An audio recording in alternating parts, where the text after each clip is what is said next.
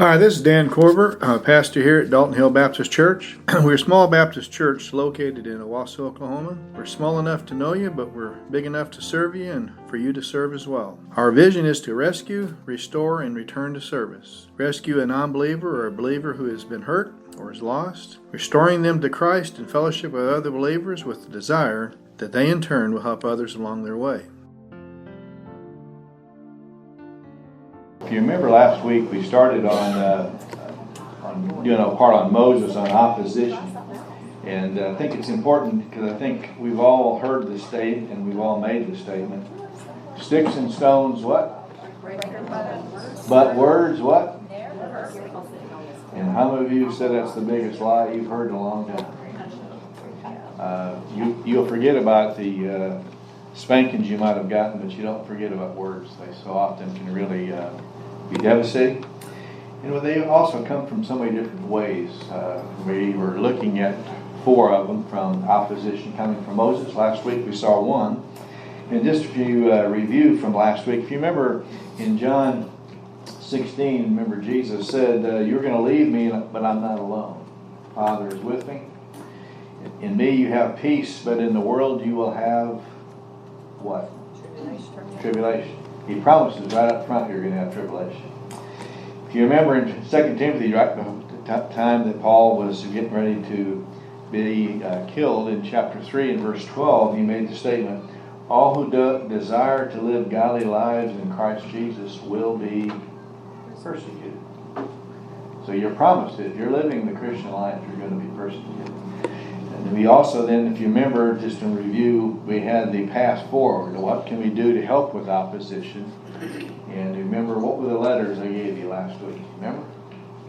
A-A-R-P. Coming out of 1 Peter chapter 5, if you remember. First one, remember, he said we are told to be alert, to resist the devil. He's out there. He's out to get us. He'll use people. He'll use all kinds. And that's what gets us so often is we are caught off guard by the opposition that comes. We need to be alert. You'll also, you remember he told us, talking about the alert in Matthew chapter 10, Jesus said, I send you as sheep among wolves, therefore be wise as what? Serpents, and innocent as doves. And serpents, they sleep, but they have an extra eyelid. They sleep with their eyes open so they can see any movement, even though they're sleeping. So the dust doesn't get into their eye, the inner eye, but they can see any movement. And you and I need to be awake even when we're asleep, ready. You also, if you remember, I think it's interesting, you also in 1 Peter 5 and verse 7, just above that, it says, cast all your cares on what? For he cares for you. So not only to be alert, but also that we have an assistant who's there and available to help us. If you go a little bit further, you remember we're told to resist the devil and he will flee from us. So that would be the R. You also in Hebrews 11, we're told in verse 2 to restrict our vision. How many of us, we get in trouble when we stop and we don't restrict our vision? We start getting it on our circumstances, on other people, and that's where we get in trouble. We don't restrict our vision. If you remember then the P, if you remember we had partners. He said there are people in 1 Peter chapter 5, verse 8 and 9, that there are partners. There's people all over the world going through and overcoming persecution. We think we have it bad. Well, let's think about tongue pig.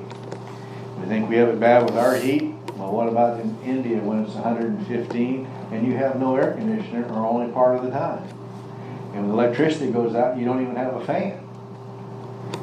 And so we can so often, but they're going through it and surviving. So we have partners. We also have a promise. Not only will he be with us, but remember that the tribulations and trials we go through are to make us more like Christ. So instead of saying, Lord, get me out of it, we ought to be asking what? Lord, what am I supposed to learn from it?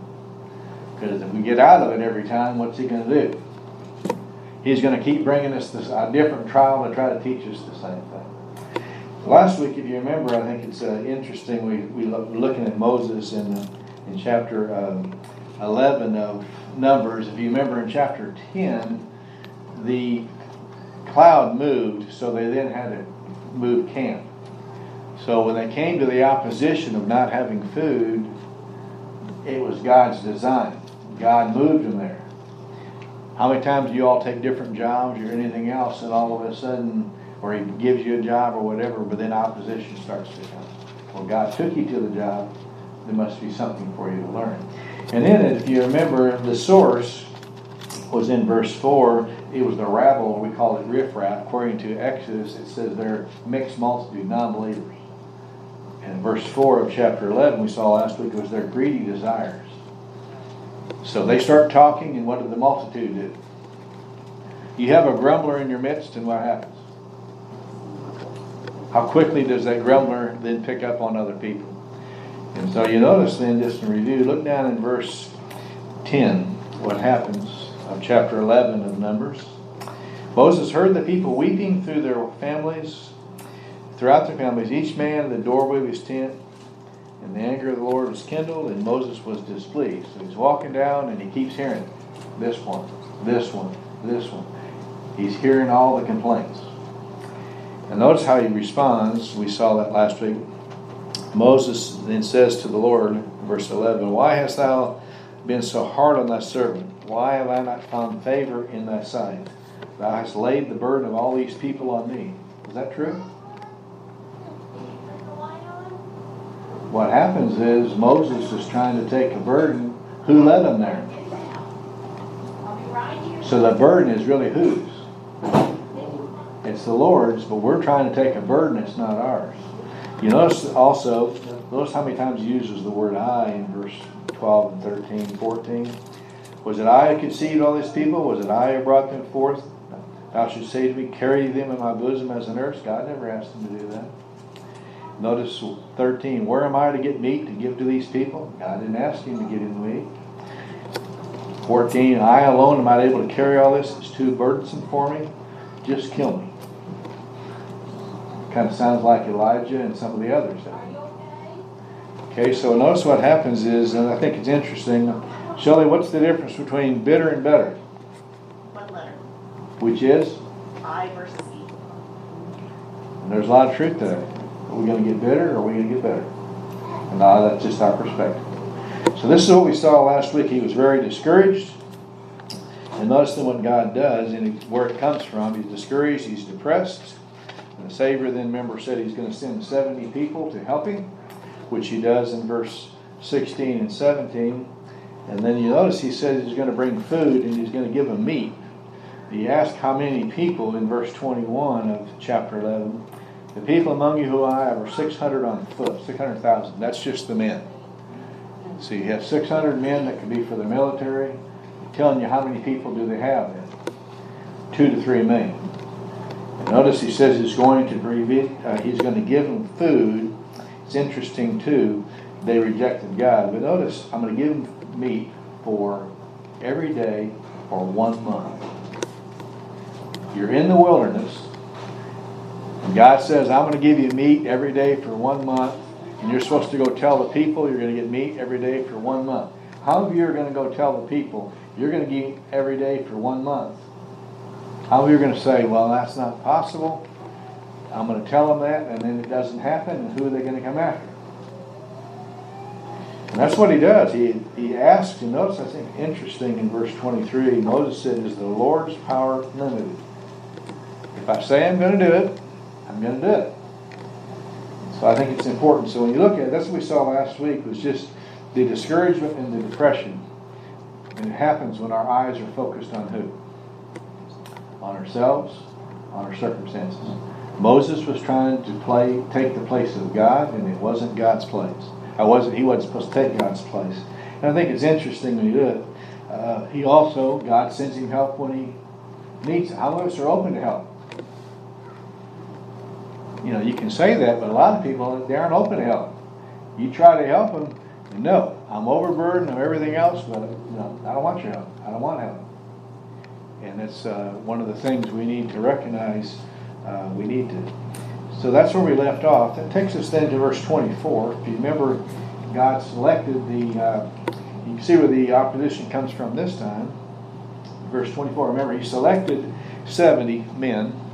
And in order for them to really see that God was with them, in verse 24, Moses went out and told the people the words of the Lord. This will be talking about food's coming.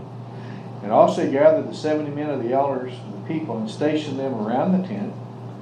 Then the Lord came down in the cloud and spoke to him, and he took the Spirit which was upon him, talking about on Moses, placed him on the 70 elders, and it came about when the Spirit rested on them, they prophesied, but they did not do it again. So the 70 men who were supposed to help him also then prophesied, and people realized the Spirit is with them. Notice then what happened. 26. But 2 men had remained in the camp. The name of one is Eldad, the name of the other is Medad. The Spirit rested upon them, and they were among those who had been registered and had not gone out of the tent.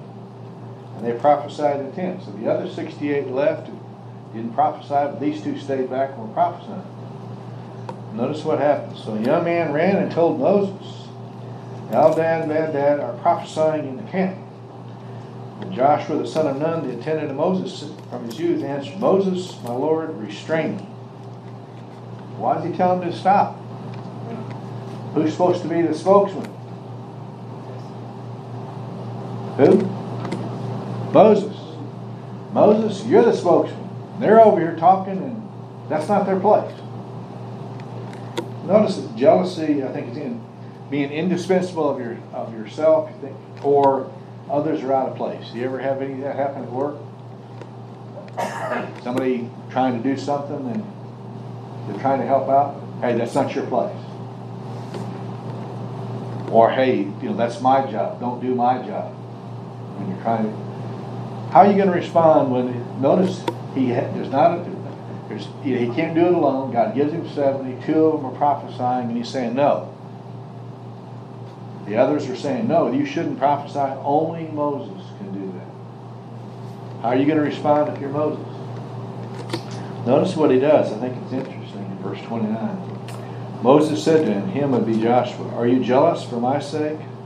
Would that all the Lord's people were prophets, that the Lord would put his Spirit upon all of them. Pretty humble, isn't it? Hey, I wish it wasn't just me. I wish all of them. Praise the Lord, he's using these 2 and others. And I think it's important to recognize, you had the same thing we saw on Wednesday night in Philippians chapter 1. Paul, he's in prison. In verse 15 down to 18, it says, some are preaching the gospel out of greed and for money. Others are doing it out of love. And Paul says, I rejoice that the gospel is being preached. I think we need to look at results. It's the gospel. Do we have people right now that are on TV or anywhere else proclaiming the gospel for money? All over the place. And it's easy for all of us. We don't know their motives on some of them. And that's God's place. And let's rejoice the gospel is being preached, even if it's for the wrong reasons. You also remember, how about in 2 Samuel 16? You remember when David was, Absalom revolts, and David's fleeing? And you remember Shammai, who is a descendant of Saul's, standing out there cursing him as he's leaving? And it says that he's throwing rocks at him. So he's cursing him, throwing rocks at him, and it says on David's left and on David's right are his mighty men. Now, they only killed 400 men at one time, another 800 men in one battle. I mean, I'm not throwing a rock at that guy. And notice then Joab's brother, who is just under the 30 mighty men, let me cut his head off. And what does David say? That is an act of war and everything. What did David say? He could be used of God. Let's let God be the judge and let's see what happens. Don't do it. Could be used of God, and let God deliver me. When people are saying that kind of stuff about us, how many of us are wanting to defend ourselves or be more than happy to let somebody else defend us? David said, no, let the Lord do it. It's interesting. Again, I think it's interesting. Let's look at one we haven't seen in a while. Look over in 3 John. If we don't get through all this, that's all right. Nobody knows what I'm teaching on next week anyway, right? You look in the 3 John, and it's written to Gaius, and there's a visiting minister coming. And John's writing to Gaius to welcome him. But there's a problem in this church where they're at, and you'll find it in verse 9 and 10. You remember one person thinks they're too important? Look at this particular guy in verse 9 of 3 John. I write something to the church, but notice the guy, however you want to pronounce his name, who loves to be first among them, doesn't accept what we say. So in other words, he's the dictator in the church. Notice what he does. For this reason, if I come, I'll call attention to his deeds, which he does. Wouldn't you love to have the Apostle John, been around that long, and says, when I get there, I'm going to dress him. Well, wouldn't that be something? Notice what he says. He unjustly accuses us with wicked words. Not satisfied with this, neither does he himself receive the brethren. He forbids those who desire to do so and puts them out of the church. So he's running the whole church. If you bring anybody, minister, anybody speaking the truth from the outside, if you welcome him, he kicks you out of the church. He's running everything. And notice, that's why he's writing to Gaius. Welcome him, because when you do, what's this guy going to do to you? So notice again, I think whether it's Old Testament, New Testament, you have people who believe they're indispensable. They're top dog. Everywhere you're at, Shelley left Jinx. Did Jinx keep going on? When I leave the refinery, is it going to keep going on? Yeah, they'll find somebody. Some will do it better, and some won't do it as well. They'll have certain things they're better at, not as well. That's going to always be the case. So don't think we're indispensable. Be like Moses. He welcomed it. Hey, that's great. I need all the help I can get. And I think indispensable is really important. We did. So do I have an overblown opinion of myself or my place? There's a lot of people that do. And then also, I like what John the Baptist said. Remember, they came to John, and more people are starting to follow after Jesus than John. And what did John say? John 3:30. He must increase, and I must. And how popular was John at the time? Think about it. Okay, so that would be the second one. You had the discouragement, depression. The second one, the thinking they're indispensable of others or others are out of place. Chapter 12, you're going to have the jealousy. They come up with a pretense. It wasn't really. They come up with something. Notice in verse 1. Miriam and Aaron spoke. Now the word for spoke is female, feminine. So who is leading it? Miriam is leading it. And they're against Moses because of the Cushite woman whom he married. So his first wife apparently died. Cushite woman, but this is a pretense. So they're saying it was the marriage. Well, the Old Testament, which he had, the first part they were forbidden to marry Canaanites. They were not forbidden for marrying Cushite. You'll also find the Cushite would be black, coming from Africa. And so some of them say that isn't what they're really upset about. They're using a pretense.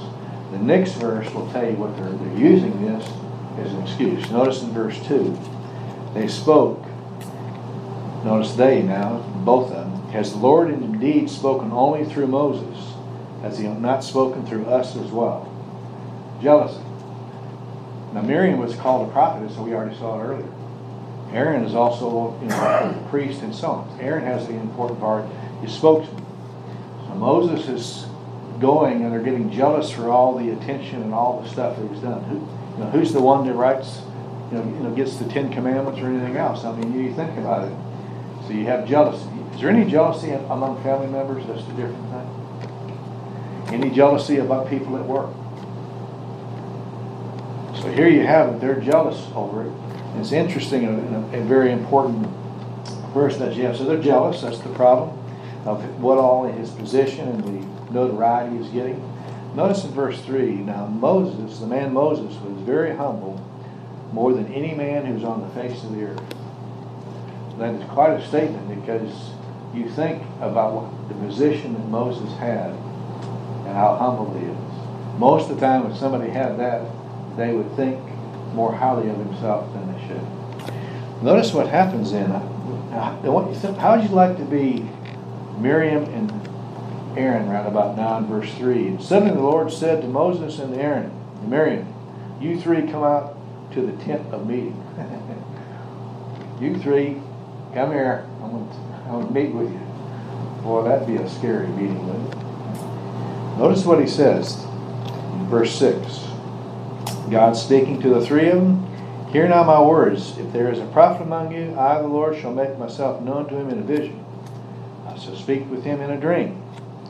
Okay, that's how he did it with Miriam and so on. Notice in verse 7. Not so with my servant Moses. He is faithful in all my household. With him I speak mouth to mouth, even openly and not in dark sayings. And he beholds the form of the Lord. Why then were you not afraid to speak against my servant, against Moses? So the anger of the Lord burned against them, and he departed. When the cloud had withdrawn from the tent, behold, Miriam was leprous.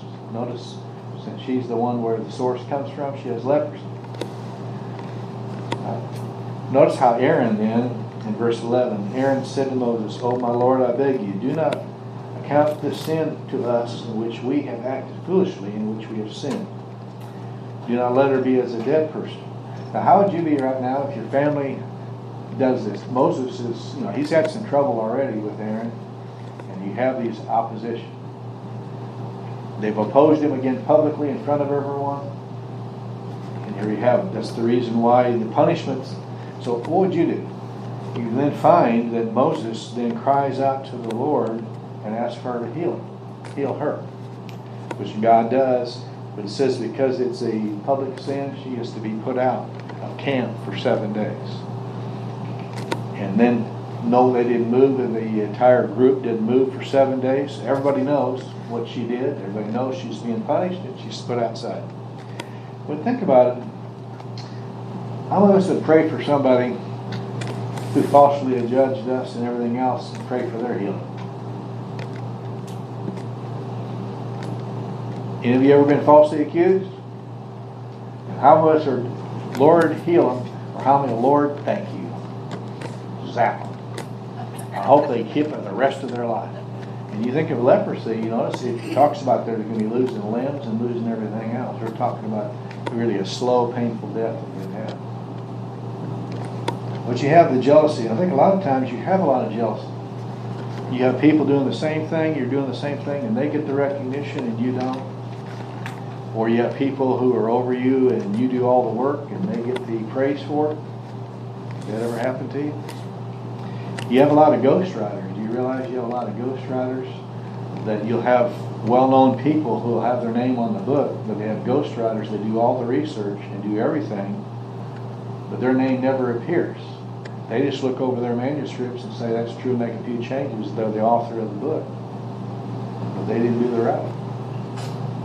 Are we praising the Lord that the truth got out because of those writers, or what?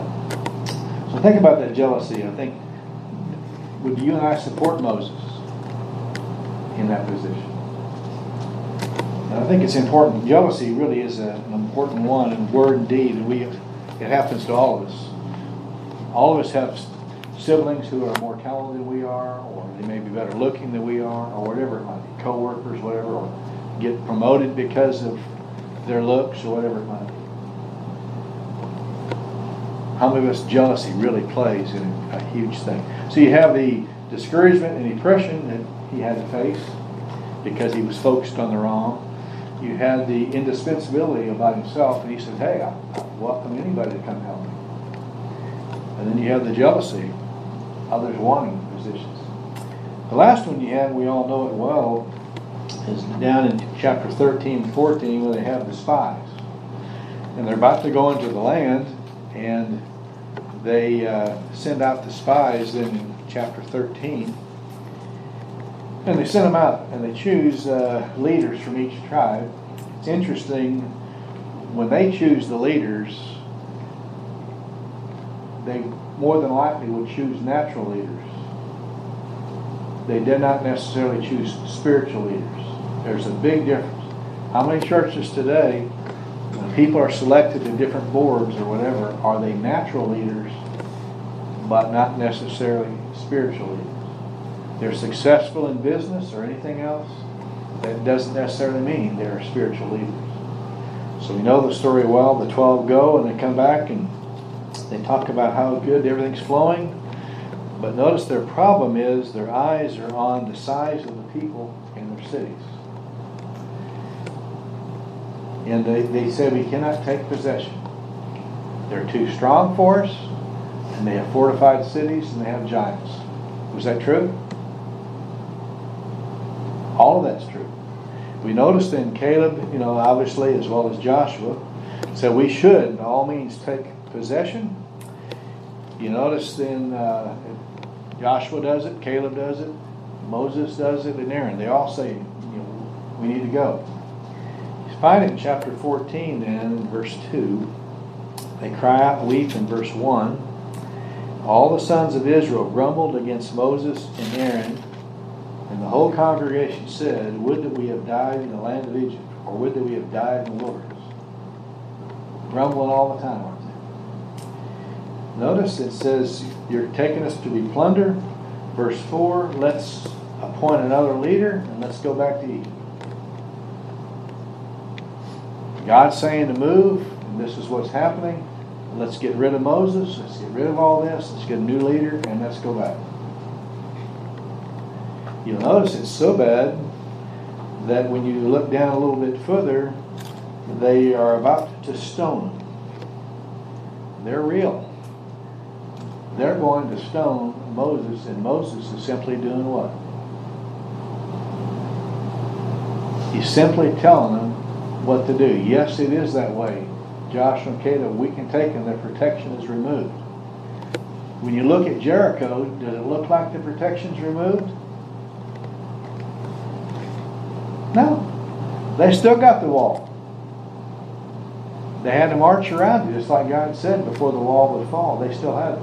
Now inside, Rahab was saying, what? Oh, we're scared to death. You guys are going to win. God was sending out things ahead of time. But it's interesting, when you look over in Deuteronomy, when he writes to the next generation, just, remember we had all of them died in the wilderness. Deuteronomy chapter 1, when Moses is writing just before his death in Deuteronomy 1, and then also in Deuteronomy 9. I'll just read them to you. Deuteronomy 1, he makes the statement, this is in Deuteronomy 1, verse 30. The Lord your God, who goes before you, will himself fight on your behalf, just as he did for you in Egypt before your eyes, in the wilderness where you saw how the Lord your God carried you, just as a man carries his son, in all the ways which you have walked until you came to this place. But for all this you did not trust the Lord your God. Has he taken care of them all the way? Well, okay, has the Lord taken care of us? We have a new trial, and what happens? How many of us are no different than what they are? That's why in 1 Corinthians 10 we're told to look at it. You get to chapter 9 in Deuteronomy, it's interesting what he says in Deuteronomy 9. The real problem, and you're going to, in verse 23 of Deuteronomy 9, when the Lord sent you from Kadesh Barnea, saying, go up and possess the land which I have given you, then you rebelled against the command of the Lord your God. You neither believed him nor listened to him. So what happens, disbelief leads to disobedience. That's exactly what Hebrews 3 tells us when he writes the same thing. Disbelief leads to disobedience. And notice though the opposition, opposition one comes from non-believers who led him the multitude. Second opposition, you remember, comes from within. You're somebody's trying to take your place, which wasn't true. But opposition comes from family. Opposition comes from the majority. It's going to come from, and it's going to come often when you least expect it, and it's going to really surprise you where it might come from. So how are we going to handle it? Are your eyes on circumstances or people? When Moses did mess up on one of the four, his eyes are on what? The circumstances and the people. Look what you're doing. I can't do this. I can't feed him. I can't do that. Well, God didn't ask him to. Who do I listen to and follow? Do I listen to the Lord and go whatever it might be? And I think it's interesting. We have a really hard time because most of us are being led by what? Our senses. We hear about other people and it's great for them and it happens, but for us, okay, you helped me out in this past, Lord, you helped me out here, but hey, this is a new circumstance and I can't trust you. So you think about it, how many of you need help to do the job? Are you open to who He sends? Think about that. How many of us are open to whoever He sends? That's why I'm so amazed and I love to look at Barnabas. The task was too great at Antioch in Acts 11. He goes and finds Paul because he needs help, and who later becomes the main leader. And Barnabas, he said, you have no complaints. I needed help. Paul, you have the ability to take us where we need to go. I think it's important for us to recognize. How many of us are going to be replaced one day? All of us. All of us. So think about it. Am I willing to, you notice, don't look at yourself and our abilities. If we look at ourselves and our abilities, we'll never get there. We'll never get there. Start one thing at a time, one thing at a time. Just like Brian said earlier to me, what was earlier, Brian? What? Inch by inch. Life is a cinch, yard by yard. Life is hard. 1 inch at a time. Trusting in the Lord. We'd love for you to come and visit with us and fellowship with us. We're located at 8263 North Owasso Expressway, which is on the east side of Highway 169 North, between 76th and 86th Street North. We have coffee and fellowship from 8:30 to 9 Sundays, followed by Sunday school for all ages from 9 to 9:45, and our Sunday morning worship service is from 10 to 11. We likewise have a Wednesday night service for all ages from 7 to 8.